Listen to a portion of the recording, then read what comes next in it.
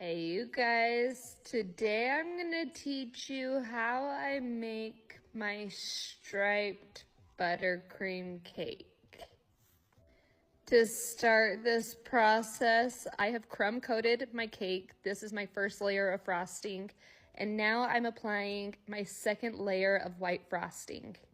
When I'm specifically doing a striped buttercream cake, I will apply more of a thick amount of frosting to this layer. That way we can get those stripes more defined. Now that we have our frosting on, we're going to take our striped cake comb and go over that cake. One thing that I like to do is I will go and take some extra frosting and go over those stripes to accentuate them even more to make them stand out.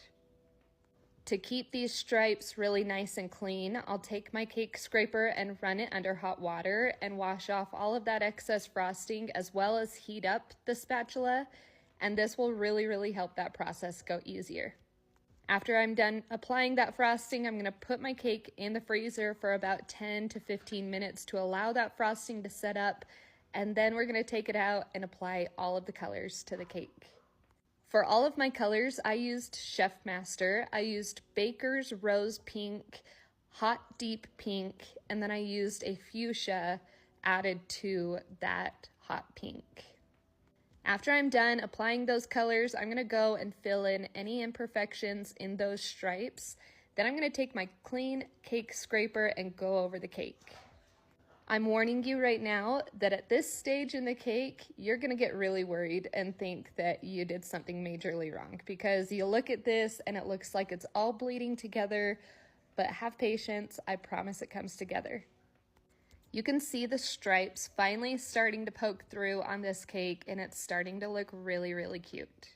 So what I like to tell you is apply the right amount of pressure. For stripes, especially if you're working with a frozen cake, you want to apply a really good amount of pressure, and this is just going to help evenly distribute that frosting and smooth it all out. Once we're done smoothing out those stripes, I'm going to take my small offset spatula and we're going to scrape off that cake crown around the top of the excess frosting.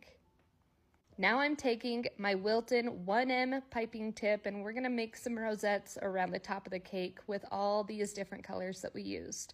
So I have that white, the hot pink, then we have more of that deep coral hot pink as well.